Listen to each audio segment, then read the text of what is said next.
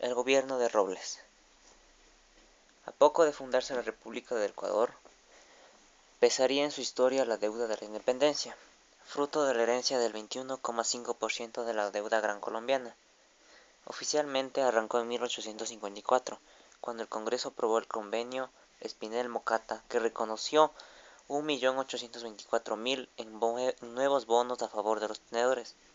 Entre 1830 y 1854, Ecuador no pudo honrar la deuda externa. Ello no excluyó los primeros intentos de arreglo. En 1843, la Convención acordó el pago de la deuda, con la venta o arriendo de las tierras baldías. Juan José Flores proponía ceder territorios a los acreedores para un número determinado de colonos europeos. En 1848, el presidente Vicente Ramón Roca negoció con Pedro Conroy para destinar una parte de los derechos aduaneros, el pago de la deuda, y solo el acreedor Elías Mocata logró con el ministro Espinel el inicio del efectivo de los pagos, con respaldo de tierras baldías, ingresos mineros y peajes.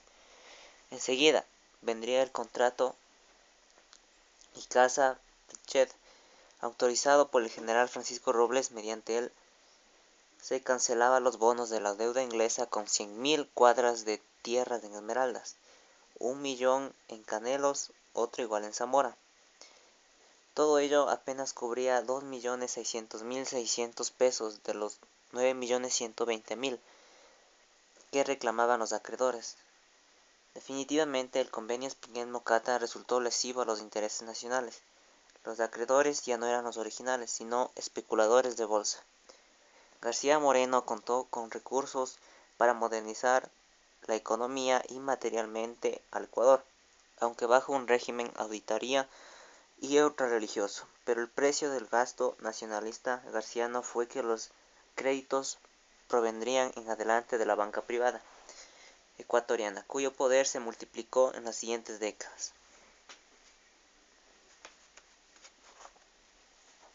Este fue un gobierno que, a pesar de que se le puede reconocer ciertos avances en el campo social, de forma general fracasó, llegando en 1859 a un año de crisis total. Esto se dio por diversas razones. Primero, por la desintegración del Estado Nacional, pero la crisis mayor fue causada por las divisiones internas en esta nueva corriente del liberalismo, que en parte consecuencia de la debilidad política y personal de Robles, o más allá por la división dentro del ejército debido a la ambición de los caudillos militares. Todo este grave panorama interno al que se le sumaba el problema de las crecientes regionalismo en el país, devino en un colapso nacional. Por un lado, las presiones políticas de Juan José Flores para seguir gobernando indirectamente el país, pero más grave aún los problemas de la deuda externa, que sirven como origen para el grave problema que va a nacer en esta época con el Perú.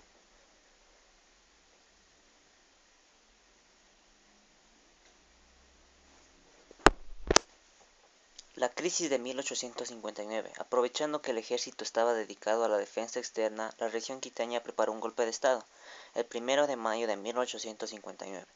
Una asamblea popular desconoció al gobierno de Robles y nombró triunvirato integrado por García Moreno, el vicepresidente Jerónimo Carrión y Pedro José de Arteta. El primero fue designado también director de la guerra. El presidente encargó al general Urbina el control de la situación.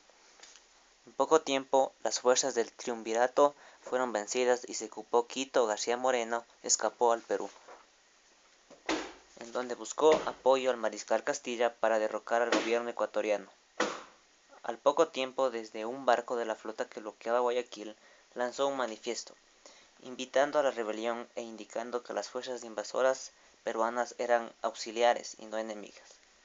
Al poco tiempo, la conspiración volvió a triunfar en Quito. El triunvirato nombró en mayo, revivió en Guayaquil, uno de los jefes militares de la plaza, en general Guillermo Franco, desconoció el gobierno de Robles y se proclamó jefe supremo con el respaldo de Castillo y armas peruanas.